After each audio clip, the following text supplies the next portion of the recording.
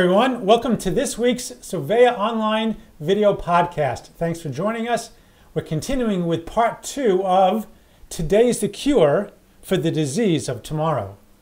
So in review, last week we spoke about there are 2 parts to the disease of tomorrow. One is putting off for tomorrow to give me an excuse to act on my impulses for today. Tomorrow I'll go to the gym. Monday morning I'll get back onto my diet. And the second part of it is projecting the consequences of our current commitment onto the coming days, weeks, months, or years, and conclude, therefore, that we're incapable of that level of consistency. We invest our emotional energy into the fear of the future, which paralyzes us from being successful in the present. But there's an antidote for the disease of tomorrow, which is called today. Today is the cure for the disease of tomorrow. So now let's continue. So there's absolutely nothing wrong with thinking ahead and preparing for the future. I mean, whether financially, for our career, family, or any other important aspect of our life. I mean, it'd be pretty laborious and burdensome to continually shop for only one day's worth of groceries. The disease of tomorrow is not the exercise of planning for the future. I mean, that's responsible and mature. The disease of tomorrow is the perception that today we need to possess the strength and acuity to bear the burden of successfully fulfilling all our future accomplishments. That's the major misconception to which we fall prey, which quickly creates a feeling of doubt and uncertainty about even possessing the capability to succeed in the present. So why is this such an enormous error? Because upon waking up each morning, we're all gifted with an emotional reservoir of energy to supply us just for that day, to undertake those tasks and engage those challenges that color our calendar and appear on our path. Our head may strategize over a 12-month span, but we need to keep the schedule in our heart locked on the daily view.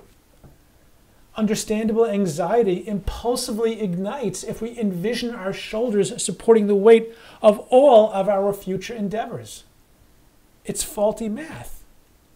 Our emotional account is not meant to fund a year's worth of withdrawals. Just like the water reservoir supplying New York City is not designed to meet the demands of Philadelphia as well. If we have the resolution to refrain from a root beer float just for today, that's the singular intention upon which we need to direct our emotional energy. Worrying about how we're going to hold ourselves back from partaking in pasta for the rest of our lives is a woefully misplaced concern. It's completely irrelevant and fundamentally counterproductive to the objective at hand, which is to keep our hands off the noodles just for those next several hours until hitting the pillow that night. And then an amazing thing happens the following morning. Our reservoir is restocked with a sufficient supply of emotional currency to spend for that next day. That's one of the incredible functions of sleep. It allows us to reframe, refocus, re-energize, and recharge. It's a daily direct deposit in our determination account. We can regain the clarity of our conviction and the mental consensus that we're capable of keeping to our commitments and possess the wherewithal to withstand any temptations that may develop during the day. In this case, kicking the can down the road is entirely encouraged and a great use of our feet. For here is one of the prophetic guarantees I'm going to share with you.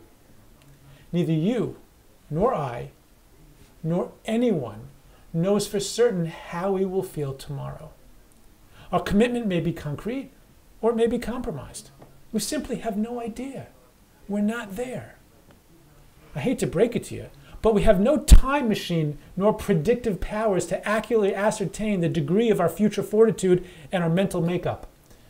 So why in the world would we allow a mindset about which we have no clue inform and guide our attitude today? But I've failed so many times in the past, you may say. Now, your dieting history hints loudly to an inability to maintain sustained success.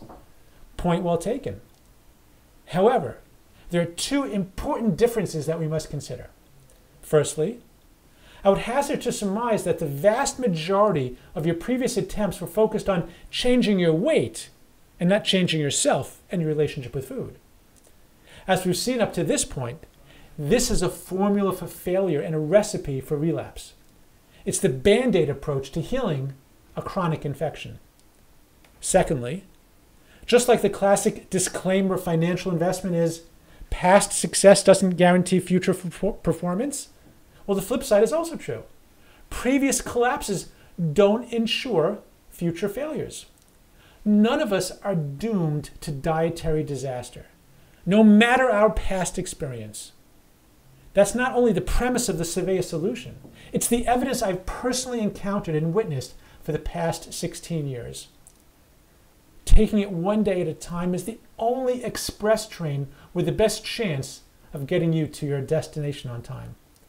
And what I can safely say with confident conviction is that if tomorrow you employ the same tools and take the same actions that produced a healthy and productive relationship with food today, there's a darn good chance you'll get the same results. And that's the conveyor belt of consistency upon which the Surveyor solution progresses. A daily exercise in keeping our head and our heart in the right place so our hands will execute the right choices.